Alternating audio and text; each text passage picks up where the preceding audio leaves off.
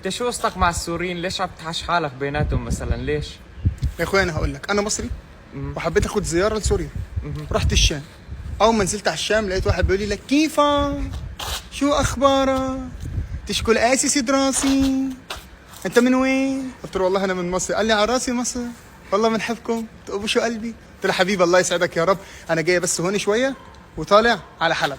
اخذت بعضي ورحت على حلب. قابلت واحد قال لي لك شلونك، ايش في ما في، لك شو اخبارك، لك من وين جاي؟ قلت له والله انا من مصر. قال لي لك ابو تشنق وتشك وتشو قفلك خاي، لك شيشاء ولا وفرت المعلاش قد بحبكم ابوي. قلت له حبيبي القلب الله يسعدك يا رب، انا جاي باخد هنا ايه، سمعنا عندكم كبه، هاكل كبه وبعدين ايه اروح اكمل ايه مناطق سوريا يعني. ايه كمل لي. بعدين رحت على ايه، على ادلب. سمعت ان ادلب عندهم اكله اسمها شعبيات، قلت اكلها. ايوه هم بيقولوا ان هم بيحبوا المصريين. رحت اول ما حطيت رجلي في ارض ادلب قلت مساء الخير يا شباب، بدي اكل ايه، بدي اكل ايه، شعبيات ايه. والله الشباب ما قصروا معي بصراحه. وبعدين انا ماشي هيك على الطريق لقيت واحد ادلبي موقف حبيبته عم بيقول لها، شو عم بيقول لها؟ بيقول لها غزل ادلبي حلو، بيقول لها ايه، حبك بقلبي هل قد قدر، واذا عينك بتشوف غيري راسك بتدفجه، عليها الطلاق بحبك وبهواكي وبشحت الفلين بدي امشي وراكي، واذا ضاعت فردي هي اصلا فداكي.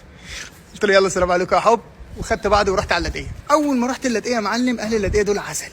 لقيت واحد بيقول لي لك حياتي انت، لك روحي انت، لك حاضر حواضي، لك عيني ربك عيني، انت من وين؟ قلت له من مصر. قال لي والله بموت في المصريين. قلت له حبيبي الله يسعدك، انا دلوقتي اخذ بعضي واروح على ايه، على حمص، ابص على اهل حمص. المهم رحت هناك يا معلم، لقيت واحد حمصي وواحد حموي ماسكين في بعض. ده يقول لك شو بك يا سما، والله حلاوه الجبن حمويه. وده يقول له ايه، لك حاجي عاد، حاجي عاد، حاجي عاد يا زلمه.